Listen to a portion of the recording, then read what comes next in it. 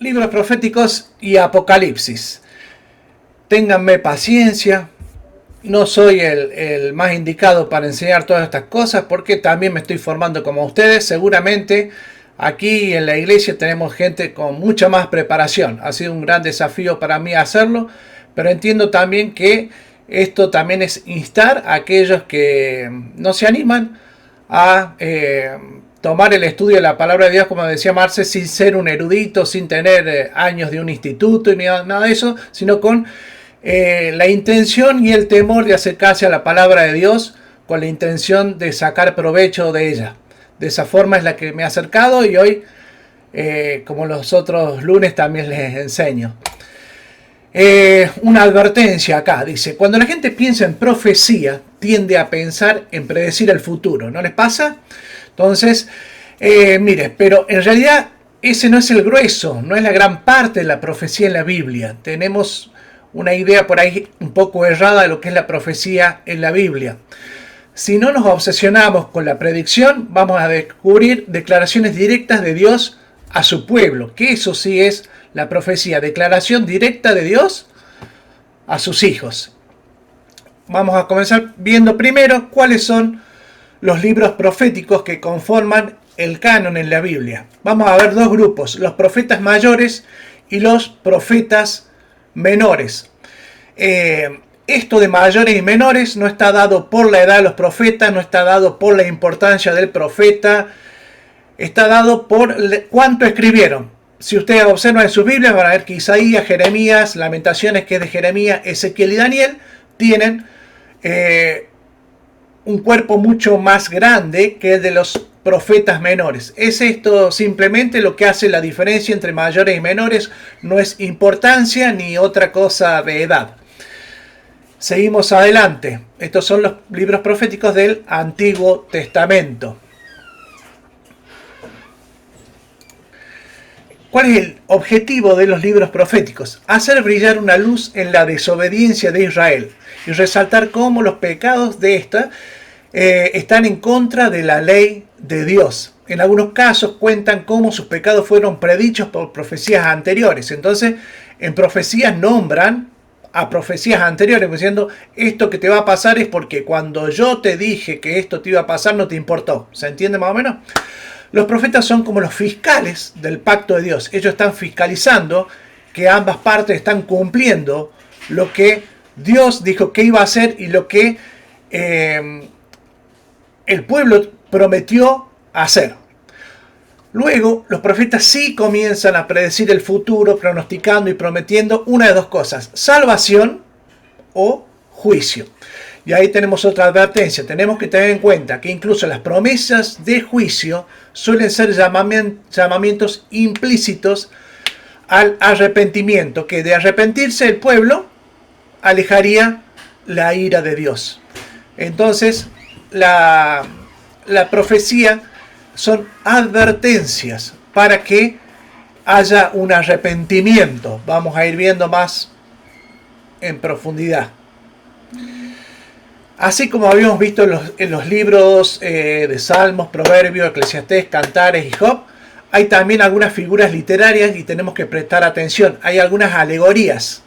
Miren acá esto que está en Isaías capítulo 5. Se los leo, dice: ahora cantaré por mi amado, el cantar de mi amado a su viña. Tenía mi amado una viña en una ladera fértil.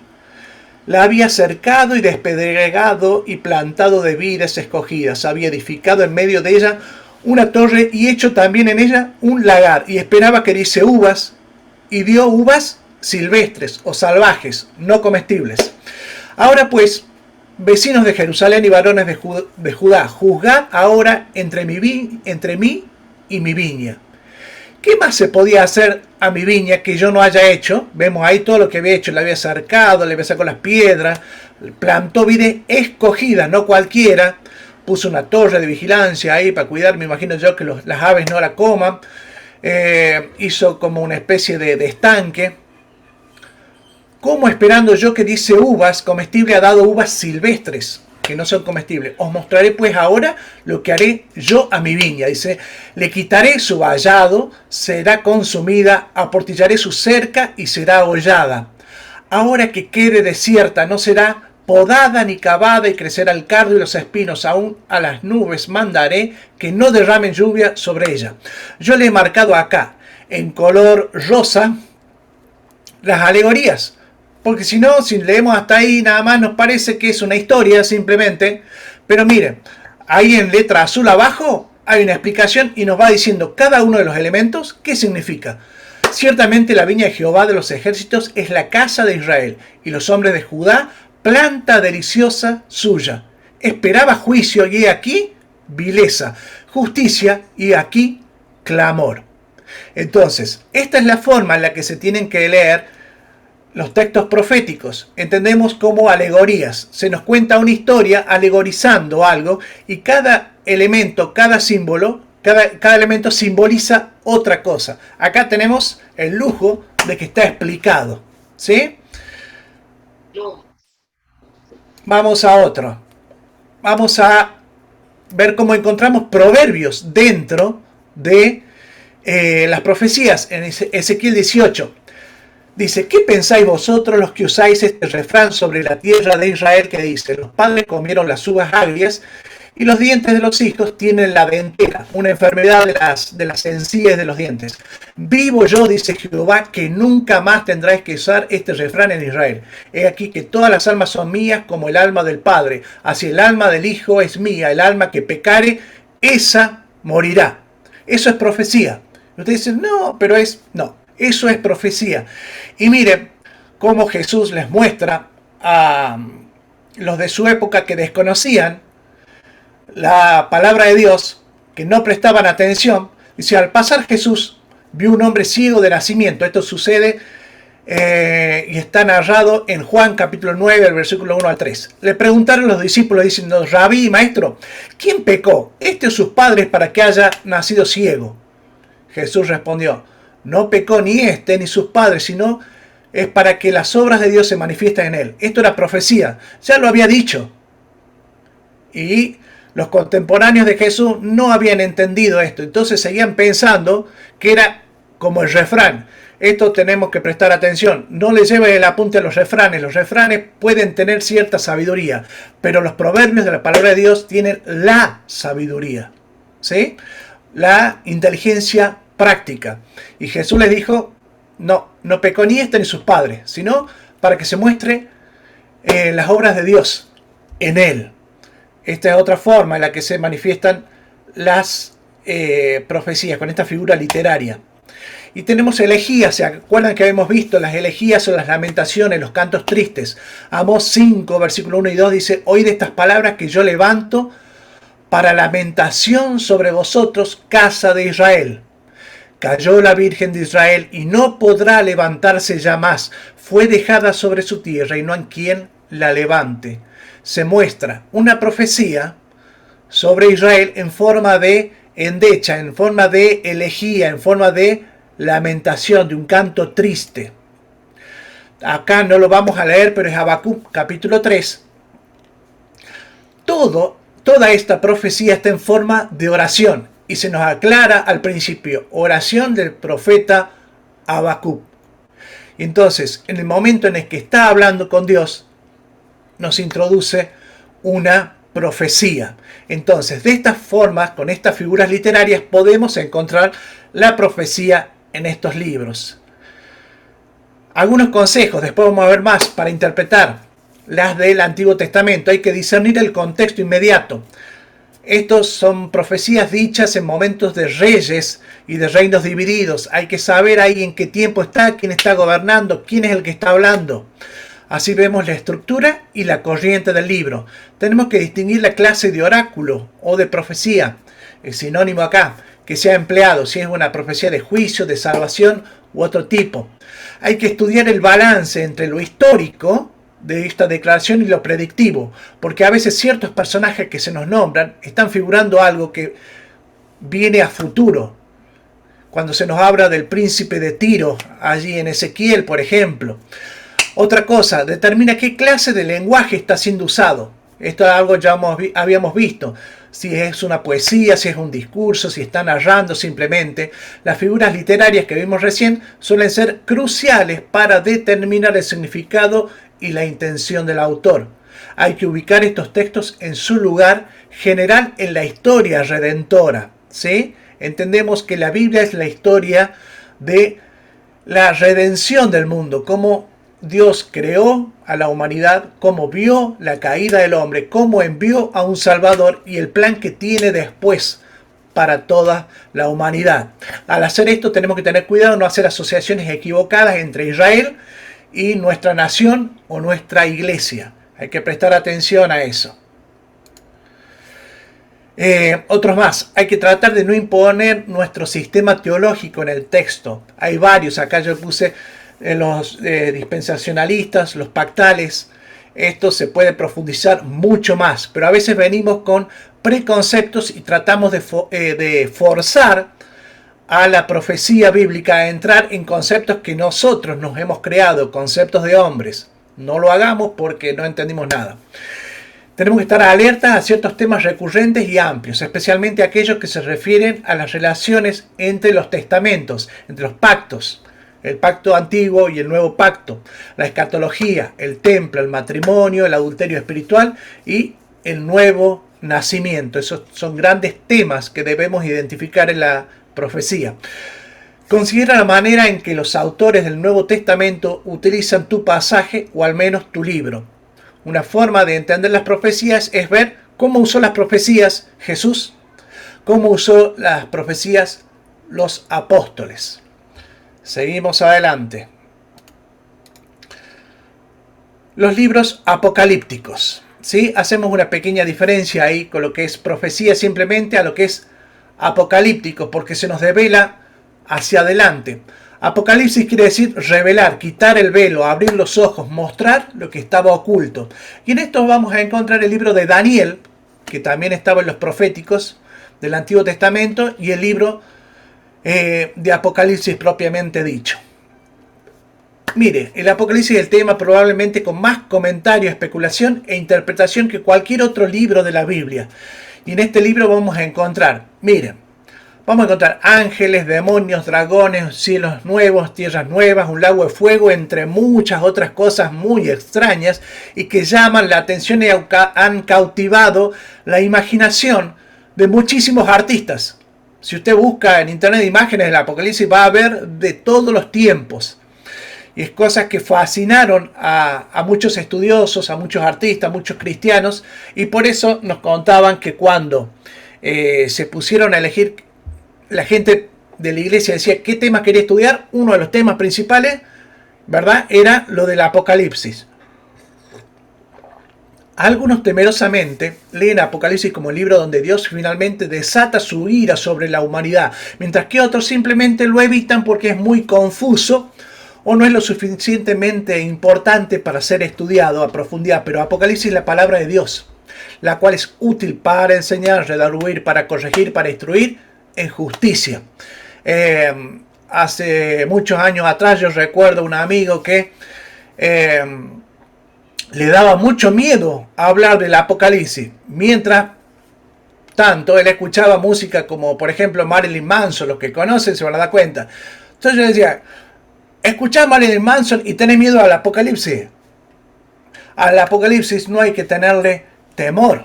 Vamos a ver por qué. Porque por ahí la idea de Apocalipsis se nos ha formado como algo terrible. Pero como hijos de Dios, y quien quiere entender esto no es esa forma, sino todo lo contrario. Vamos a tener unos consejos, ver unos consejos para comprender mejor el libro de Apocalipsis. Primero, conocer el trasfondo. Cuando Juan, el mismo Juan que escribió el Evangelio que vimos vez pasada, escribe el Apocalipsis, el Evangelio ya había sido predicado a lo largo de toda la provincia de Asia. Es lo que conocemos hoy como Turquía. Así como en gran parte del Imperio Romano. Muchos han creído y ahora son cristianos. Este es el trasfondo en el que escribe Juan. Juan escribe desde una cárcel en una isla. Todos recuerdan lo que Jesús prometió antes de ascender, que Él regresaría y establecería su reino. La iglesia ha estado mirando y anhelando desde entonces la consumación del plan de salvación de Dios. Han pasado aproximadamente 50 años entre 50 y 60 años desde la ascensión de Jesucristo. Pero a la vista de muchos, nada estaba sucediendo. Como resultado, la maldad comenzó a crecer en la iglesia y la persecución iba en aumento. En este tiempo, la religión oficial no era el cristianismo, sufrían muchísima persecución. Algunos se conformaron con los criterios del mundo, algunos empezaron a cuestionar la capacidad de Dios de hacer el bien y cumplir sus promesas. La iglesia se hacía preguntas como: ¿realmente se preocupa Dios por nosotros? ¿Por qué el mal está triunfando sobre el bien? ¿Por qué Él hacer algo? ¿Puede Él, hacer algo por nuestro sufrimiento? ¿Hará Él algo por nuestro sufrimiento? Este es el contexto en el que Juan escribe el Apocalipsis. Y yo me pregunto, ¿no es este el contexto de hoy en día? Porque han pasado muchísimos años, más de 50, 60, han pasado cerca de 2000 años desde esta promesa y el mundo está así. Entonces no nos agarran dudas y no muchas veces caemos y nos olvidamos de las cosas que tenemos que tener como objetivo y en las cosas que tienen que ocupar nuestro tiempo.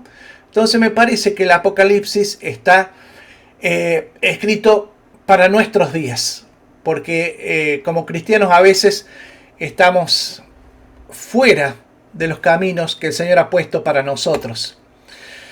Otro consejo: tenemos que distinguir el género. Este libro abarca al menos 3 géneros: el apocalíptico, el profético y el epistolar, que estuvimos viendo, las cartas. No fue escrito para confundir, sino para servir como una clara revelación del plan de Dios para traer juicio sobre los impíos y para llevar a los fieles en Cristo a su reino eterno. Esta es nuestra esperanza. Daniel también lo hace en el Antiguo Testamento, y lo que para los lectores modernos parecen extrañas visiones y lenguaje codificado, fue para el judeo cristiano del siglo I un grupo familiar de recursos literarios. Además, la literatura apocalíptica funciona como profética al hablar de lo que ocurrirá en el futuro. Mientras que las profecías del Antiguo Testamento tienden a predecir usando un lenguaje literal y realístico, la literatura apocalíptica tiende a usar un lenguaje altamente simbólico para predecir acontecimientos futuros, de manera que debemos ser cuidadosos al leer este libro de acuerdo a su género y no interpretar el lenguaje simbólico de forma tan literal. Ya vamos a ver más de esto. Esto no es historia, ¿sí? No es una narración. Muchos lo leen como si fuera el periódico de mañana impreso por adelantado, diciendo: acá tengo ¿cómo se llama este? Ludovica Skirru, para saber cómo me va a ir mañana, o tengo el Orangel o el Mía Astral, que ojo, se sigue leyendo, sí. Pero cuando haces esto, corres el riesgo de sacar conclusiones que Dios jamás había pretendido. Finalmente, Apocalipsis también es una epístola escrita a congregaciones específicas. Ahí lo vemos en Apocalipsis capítulo 1, versículos 10 y 11. Otro consejo: hay que captar el propósito. La carta de Juan estaba destinada a ser distribuida a 7 iglesias específicas. Ahí yo les puse un mapita con las iglesias donde estaban ubicadas en Turquía, abordando los problemas particulares de esas iglesias. No es un tratamiento abstracto del fin de los tiempos, sino un libro práctico para iglesias locales enfrentando persecución. Su mensaje es que deberíamos entender nuestras pruebas actuales no a la luz de lo terrenal, sino a la luz de lo celestial. A cada iglesia se le dice algo diferente, se le dice sus virtudes, se le dicen sus defectos, se le dice qué es lo que está observando Dios. Y es interesante ver como iglesia qué mensaje, cuál de estas cosas nos caben para nuestra realidad, y prestar atención, porque estas cosas tienen bendiciones y tienen castigos. Es interesante verlo así. Estas cartas eran distribuidas para fines con propósitos. Otro consejo para comprender mejor: observar la estructura. Hay 2 aspectos acerca de cómo Juan estructuró el Apocalipsis que serán de mucha ayuda mientras los leemos. Si observan ahí el número 7, 7 visiones, vamos a encontrar muchos 7 en Apocalipsis. Primero, al igual que los profetas Ezequiel y Zacarías en el Antiguo Testamento, el libro contiene una serie de visiones. De hecho, hay 7 visiones diferentes mientras avanzamos del capítulo 1 al 22. Hay 7 candelabros, 7 sellos, 7 trompetas y así sucesivamente. Cada una de las 7 visiones, Juan examina toda la historia de la iglesia, pero cada vez desde una perspectiva distinta y con un énfasis diferente. Hay una naturaleza progresiva, pero no es fundamentalmente cronológica, atención con esto, sino más bien una progresión en la intensidad y la finalidad. De nuevo, es un error leer este libro como si fuese un libro de historia moderna, escrita de antemano. Necesitamos verlo no como una cronología, sino como un recuento reiterado de la historia del mundo, siempre con el mismo desenlace. Y esto, gloria a Dios, porque el desenlace es que Dios triunfa y Dios reina. Por eso les digo, leer el Apocalipsis, comprenderlo, interpretarlo, tiene que llenar de alegría tu alma. Otra parte de la estructura, miren estos, me llamó la atención, esto lo desconocía completamente, me encantó. Ver versus escuchar. El que tiene oídos para oír, oiga lo que el Espíritu dice a las 7 iglesias. La segunda cosa útil para tomar en cuenta es cómo Juan usa nuestros sentidos de la vista y el oído. Recuerda el énfasis de la Biblia en escuchar. Dios crea el mundo con palabras. Él gobierna a su pueblo a través de su palabra. Él envía la palabra, el verbo, la palabra hecha carne en Cristo Jesús. Vivimos, como lo ha dicho este pastor MacDever, en la era del oído. Debemos vivir ahí. Vivimos por fe y no por vista. Todo lo contrario a lo que nos dice, este es el siglo de la imagen. Dios nos dice, escuchá. Apocalipsis es el punto transitorio a vivir por vista. Dejamos de vivir por vista. Entonces, a menudo Juan usa lo que oímos en contra de lo que vemos. Vamos a ver el capítulo 5, miren qué hermoso esto. Juan está llorando porque no se encontraba nadie digno de abrir el rollo de la mano de Dios. Les pongo el versículo, dice así, Apocalipsis 5, del 5 al 6. Y uno de los ancianos me dijo, no llores, he aquí que el león de la tribu de Judá, la raíz de David, ha vencido para abrir el libro y desatar sus 7 sellos. Y miré y vi en medio del trono y de los 4 seres vivientes, y en medio de los ancianos estaba en pie un cordero como inmolado que tenía 7 cuernos y 7 ojos, los cuales son los 7 espíritus de Dios enviados por toda la tierra. ¿Qué observamos acá? Mire, ahí le dice, no llores. He aquí el león de la tribu de Judá. ¿Qué le dice los ancianos? Un león. ¿Qué ve Juan? ¿Qué ve? Un cordero. Miren ahí esa imagen entre lo que uno ve y lo que uno escucha. ¿Sí? Es la misma imagen de Jesucristo. Pero mientras Juan ve el cordero que ha sido inmolado, que él ha visto la muerte de Jesucristo como un cordero, él no lo ha visto lleno de gloria, como se lo está diciendo el anciano, un león. Me encantó esto de usar, porque muchas veces en el Apocalipsis se nos dice, escucha, escucha, escucha, que tiene oído para oír, oiga. Entonces hay dos imágenes, una auditiva y otra visual. Vamos a ver algunas consideraciones ya ahora, no solamente para comprender, sino para interpretar. El profeta y los oyentes originales no podían percibir con claridad a qué sucesos se refieren las profecías, porque ellos ocurrirían en el futuro.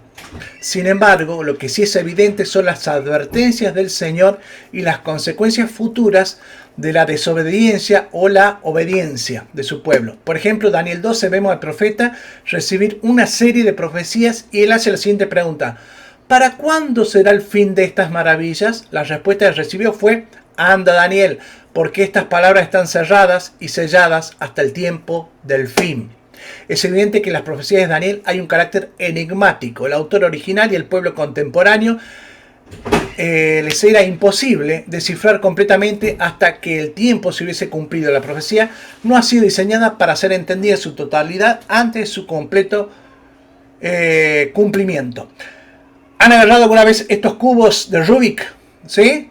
Y han tratado de armar un lado. Ya tengo un lado. Y cuando tienen un lado armado, el otro está totalmente desarmado. Entonces dice, bueno, voy a armar el azul ahora. Arma el azul, se desarma el rojo. Bueno, hay cosas que llevan su tiempo. Y armar el cubo tiene una técnica. Yo no la sé. Mi hijo la sabe. Tiene una técnica para ir armando todo al mismo tiempo.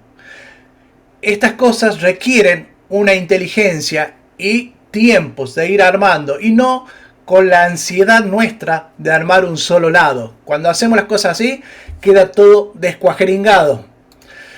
Otra consideración. La profecía incluye mucho material figurativo y simbólico. Miren Daniel capítulo 12, versículo 7.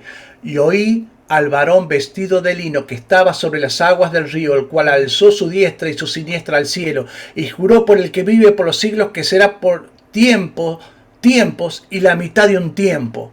O sea, acá el traductor hizo mal las cosas. ¿Cómo va a poner tiempo y la mitad de un tiempo? ¿Qué es esto? Bueno, eso tiene una explicación. No se las voy a dar yo ahora. Es muy interesante, pero es interesante saber que la palabra de Dios tiene muchísimos símbolos. Para interpretar esta literatura debemos investigar profundamente, ir a los comentarios, que tenemos mucho material, ir a los estudiosos, recurrir a los expertos, no de una manera simplista, sino tratando de encontrar un significado exacto. Yo les puse acá algunas de las imágenes que se nos da. Hay langostas que no eran nada pequeñas, se nos da ahí las dimensiones, los tamaños, las cabezas de cómo eran, que parecían, uno se imagina helicóptero al día de hoy. Se nos hablan de caballos con jinetes de diferentes colores, de dragones. Ahí no encontré un dragón con más cabeza de 7, pero estos símbolos nos aparecen y ahí está. Van a observar la bestia ahí con los cuernos, con similitud de leopardo y las patas de oso. Queda esa aberración ahí.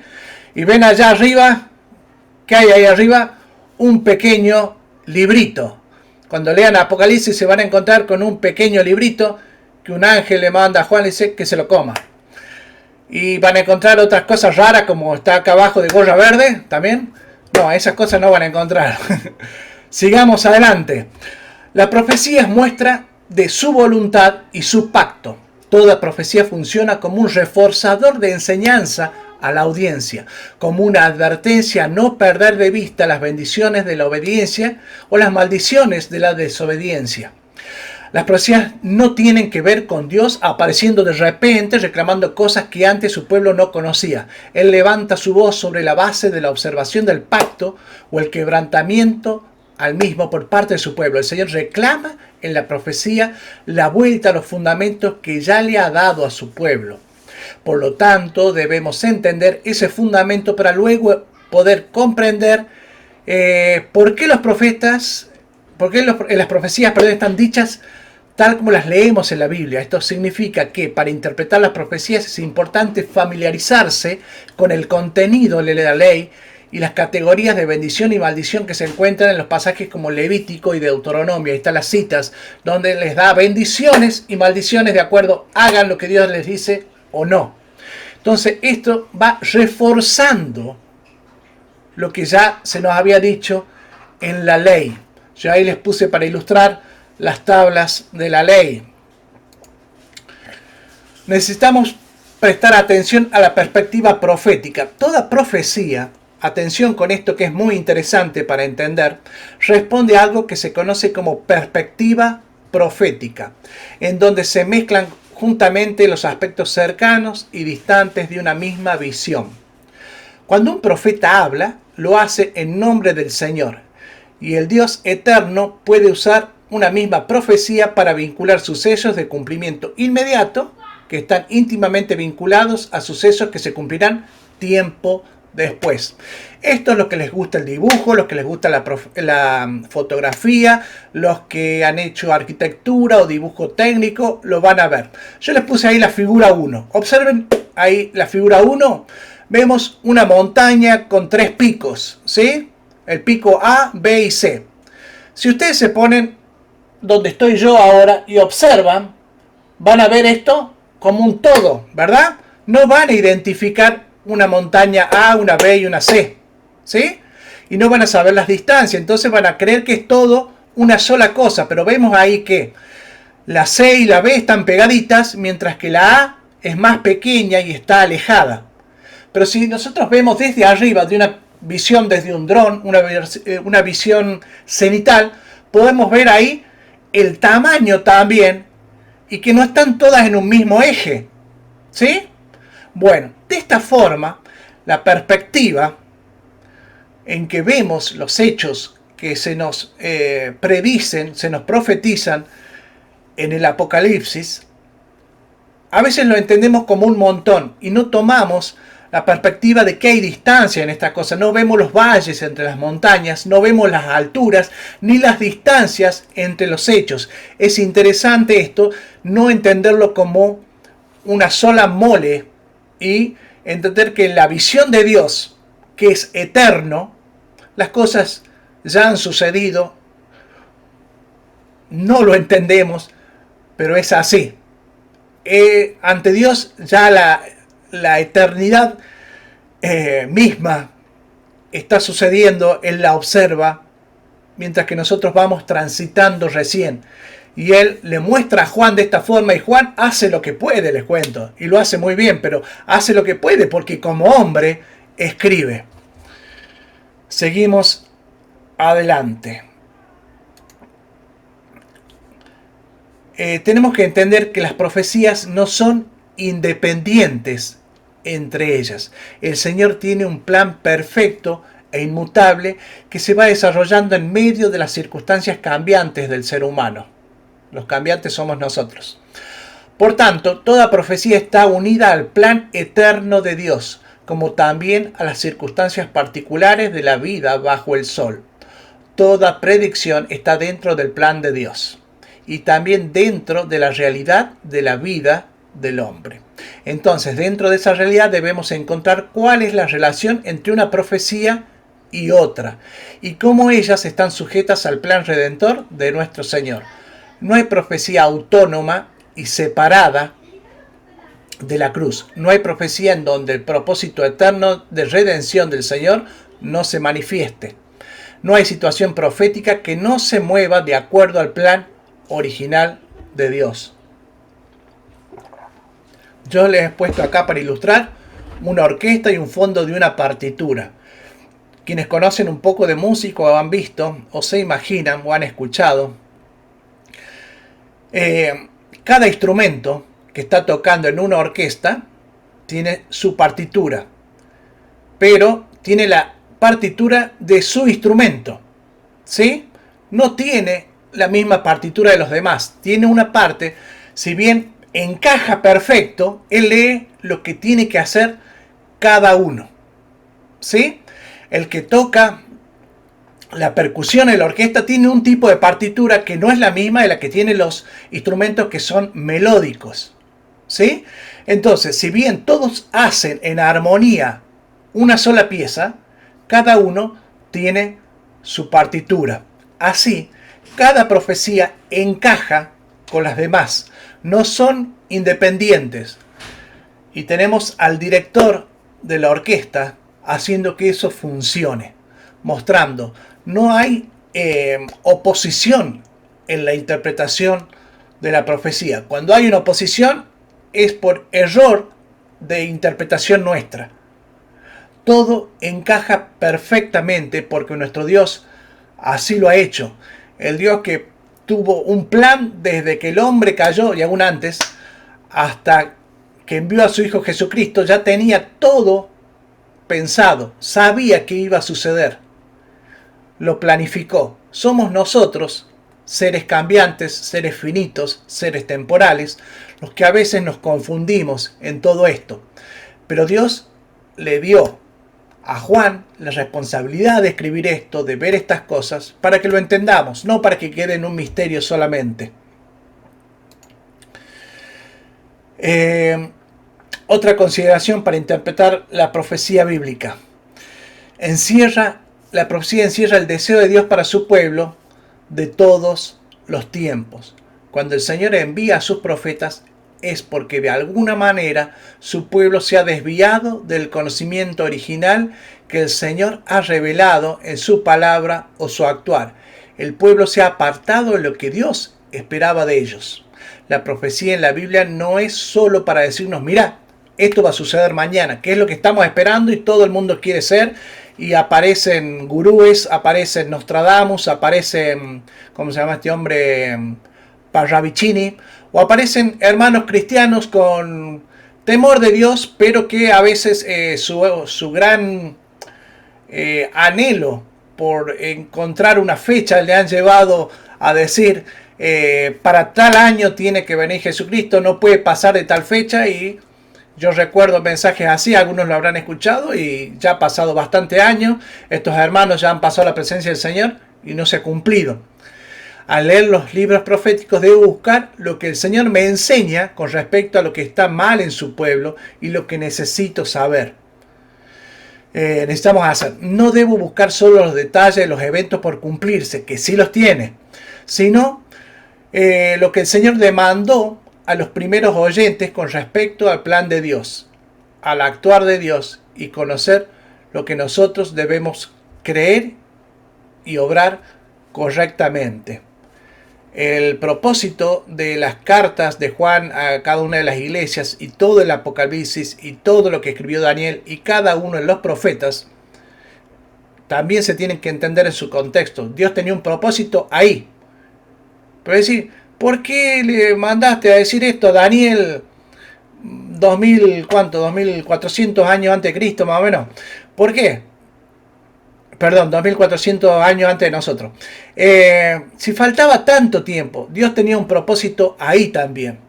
Dios quería develar a su pueblo en ese momento algo, porque tiene muchísimo de bendiciones a la obediencia y correcciones hacia dónde va el camino del cristiano.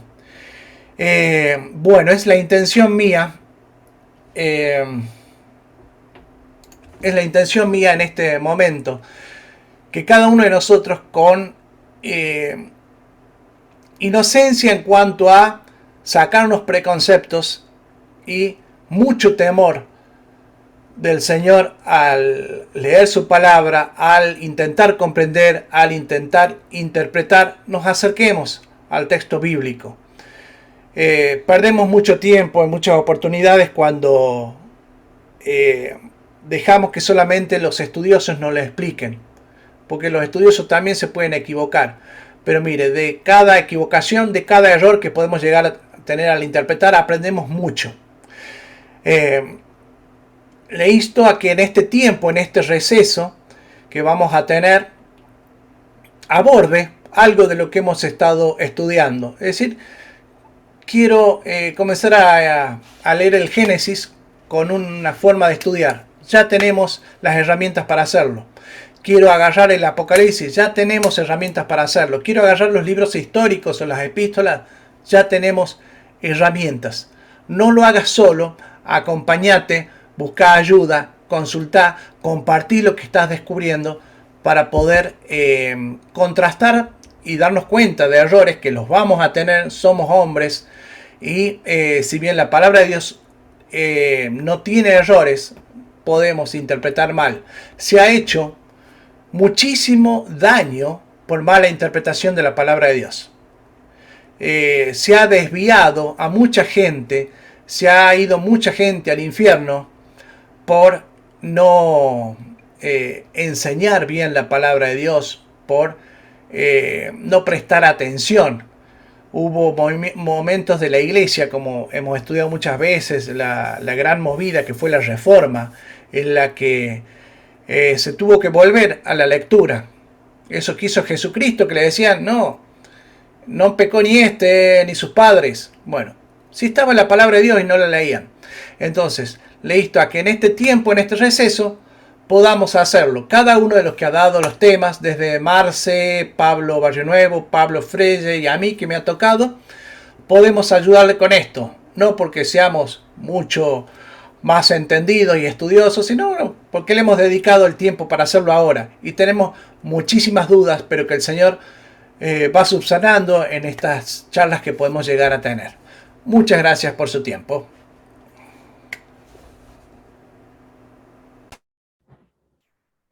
Gracias a vos, Javi. Así es, así es. A ver, deja de compartir, Javi, así aparecemos todos. Podemos abrir los micrófonos y vamos a tomarnos algunos minutitos, porque somos conscientes de que el tiempo corre y es imposible abarcar con profundidad cada uno de estos puntos, pero por ahí, si alguien ha quedado con algo que quiera o subrayar o preguntar, este es el momento para hacerlo, sin temores y sabiendo que su pregunta también nos puede edificar a todos, siempre hablando del tema que estamos tocando. No nos desviemos. A ver.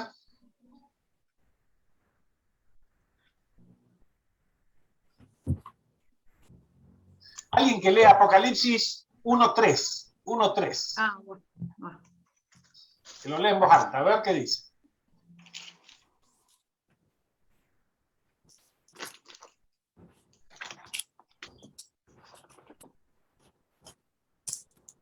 Lo leo.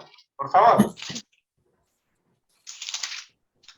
Dios bendice al que lea a la iglesia las palabras de esta profecía. Y bendice a todos los que escuchan el mensaje y obedecen lo que dice, porque el tiempo está cerca. Gracias, Mauro. La versión, la Reina Valera dice, bienaventurado el que lee y los que oyen las palabras de esta profecía. Fíjense cuánto nos estamos perdiendo si decimos que el Apocalipsis es un libro difícil y es solamente para eruditos. Hay una bienaventuranza con la lectura de esta profecía. La profecía bíblica nos ayuda a tener una perspectiva distinta del mundo, una cosmovisión, por así decir, diferente. Es distinta a la ansiedad con la que el cristiano encara día a día si conoce la profecía de la palabra de Dios. Como dice el salmista, ¿por qué se amotinan las gentes y los pueblos y las naciones piensan cosas vanas? Y son cosas que vemos permanentemente. Pero cuando uno lee las profecías de la palabra de Dios puede tener calma y paz en la tormenta, sabiendo que Dios reina por encima de todas estas cosas. Y la historia para el cristiano, el futuro es lo mejor que nos va a pasar.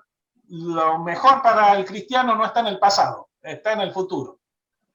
Y eso lo enseña la palabra de Dios. En la vereda del frente están aquellos que no creen en Dios. Y lo peor en sus vidas no ha sido las miserias o los dolores que están sufriendo hoy, sino lo que les espera en el futuro. Entender la profecía nos ayuda a amar más a las personas, porque sabemos lo que les espera. Y nos da también una responsabilidad mayor de saber lo que Dios ha preparado como juicio, ya habiendo advertido lo que iba a pasar a aquellos que no crean en Él. Dejamos abierto, a ver, ¿alguna pregunta, alguna? Marce, Sí, Lalita. ¿cuál es la que leímos? Hemos leído Apocalipsis 1.3. Ah, perdón, con razón no lo encontraba. 1.3. Yo creo, a mí particularmente, me ha favorecido muchísimo, porque lo escribo siempre a todos, saco fotos y después voy escribiéndolo, y me ha favorecido muchísimo, porque yo no me quería un poco, como que no me quería bautizar, porque no sabía nada de la Biblia. Muy poco sabía, y esto me ha abierto un abanico de cosas, de preguntas, que hay que tener un poquito de conocimiento para saber, y yo creo que más que todo es fe, ¿no? Saber de todas estas cosas que han pasado. Yo siempre me ubico, trato de ubicarme en la fecha, en esa época, lo difícil que tiene que haber sido todo esto, y bueno, y llevarla a hoy en día, es algo y más, con una pérdida, con todo, yo sabiendo que esto me ha dado a mí muchas herramientas. Si bien tengo solamente un libro nomás de estudio, pero es inmensa la cantidad de cosas y los conceptos de cada uno de ustedes que han sabido darnos esta palabra. Yo creo que no hay precio, ahí es algo para mí, ¿no? Para mí es algo maravilloso porque me ha abierto muchas puertas, muchas ventanas, muchas preguntas. Y bueno, a veces con Amelia hablamos y yo la escucho y por ahí digo, no, pero si esto es así, así. Y estamos hablando desde otro punto de vista, ¿no? No desde el cotidiano, del que vos mirás, no, es algo más profundo. Es ver las cosas de otra manera. A mí me ha ayudado un montón todas estas clases. Desgraciadamente el lunes pasado no pude estar, no pudimos con Amelia tampoco, pero yo llevo un cuaderno con todo esto y es hermoso. Para mí personalmente es hermoso. Me ha dado una herramienta maravillosa que para seguir adelante. Bien. Bueno, ese es mi consejo. Dios mediante, esta semana vamos a tratar de estar enviando los 3 últimos PDF y los 3 últimos videos. Algo que decía Adela, y es algo también para valorar, es muy difícil crecer en la vida cristiana dejando de lado la iglesia como congregación, como celebración, como tiempo, como cuerpo, como familia. Crecer uno solo y prescindir de la iglesia y todos los programas que como iglesia se llevan adelante, es notable la diferencia de 2 cristianos, por así decir, que han conocido a Dios el mismo día, se han bautizado el mismo día, y uno decidió no congregarse y el otro decidió participar de todo cuanto la iglesia ofrece para formarse. Sáquele una foto a estos 2 cristianos 10 años después y verá cómo uno ha crecido, se ha fortalecido, tiene una visión diferente de la vida, puede encarar los problemas con otro ánimo, tiene una paz que puede compartir y tiene una sabiduría que no ha sido fruto de la magia, ni que el Espíritu Santo cuando se metió en el agua del bautisterio lo iluminó. No, es fruto de trabajo, de esfuerzo, de búsqueda, de pasión por la palabra de Dios y por participar de todo lo que la iglesia hace para transmitir estas verdades. O sea, cada domingo cuando usted venga a la iglesia sepa que el Espíritu Santo va a hablar a su vida y le va a revelar una nueva verdad de su palabra. Cada miércoles, cada lunes, cada actividad con los adolescentes, con los con las mujeres, hasta la cena que van a tener las mujeres el viernes, Dios también va a hablar allí. Ya lo creo. Otra cosita, con respecto a las profecías. Es uno de los temas que más me apasiona de la palabra de Dios. Fíjense, su Biblia, acá tengo la mía, divídala en 3 partes, más o menos 3/3. Bueno, 1/3 de su Biblia es profecía bíblica. 1/3 de la palabra de Dios es profecía. Si nosotros decimos que no nos interesa la profecía, es como decir, le voy a arrancar 1/3 de hojas a mi Biblia.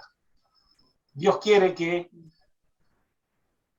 tomemos este género también en serio. La profecía bíblica cumplida es una de las evidencias más grandes e irrefutables de la veracidad de la Biblia.